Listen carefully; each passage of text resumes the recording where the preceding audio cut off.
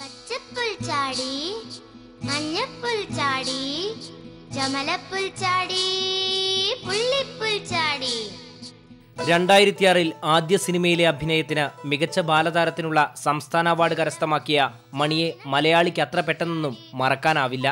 Ranjan പ്രമോദിന്റെ photographer എന്ന സിനിമയിൽ താമി എന്ന ആദിവാസി ബാലനായെത്തിയ മണി ഇന്ന് ജീവിക്കാനായി കോഴിക്കോട് കൂലിവേല ചെയ്യുകയാണ്. റോഡ് പണിയും കൃഷിപ്പണിയും വരെ ചെയ്താണ് 19കാരനായ മണി 9 പേരടങ്ങുന്ന കുടുംബത്തെ പോറ്റുന്നത്. സുൽത്താൻ ബത്തേരിക്കടുത്ത പൂവഞ്ചി കോളനിവാസിയായ മണി കൂടുതൽ ജോലി തേടിയാണ് കോഴിക്കോട്ടെത്തിയത്. സിനിമയിൽ മണി തിളങ്ങിയ കാലത്ത് സർക്കാർ ജോലി നൽകാമെന്ന് പറഞ്ഞെങ്കിലും അതുണ്ടായില്ല. ബിനോയ് വിശ്വം മന്ത്രിയായിരുന്നപ്പോൾ വീട്ടിൽ സൗജന്യമായി വൈദ്യുതി നൽകി. എന്നാൽ 3 മാസം ബില്ലടയ്ക്കാത്തതിനാൽ അതും നിലച്ചു. മന്ത്രി PK ജയലക്ഷ്മി വീട് വാഗ്ദാനം ചെയ്തെങ്കിലും നടപടികൾ എങ്ങും എത്തിയിട്ടില്ല. എല്ലാ സഹായം ചെയ്തുതരാം, എനിക്ക് ജോലി വാങ്ങിച്ചു തരാം എന്നൊക്കെ പറഞ്ഞു, വീട് വെച്ചതാണ്.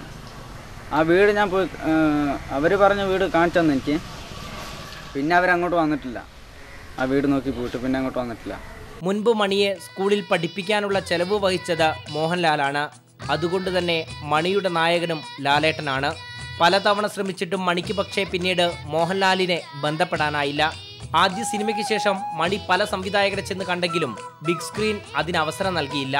ഒരു ആദിവാസി ബാലനപ്പുറം മലയാള സിനിമയ്ക്ക് മണിയെ ആവശ്യമുണ്ടായിരുന്നില്ലെന്ന് മണിയും തിരിച്ചറിയുകയാണ്.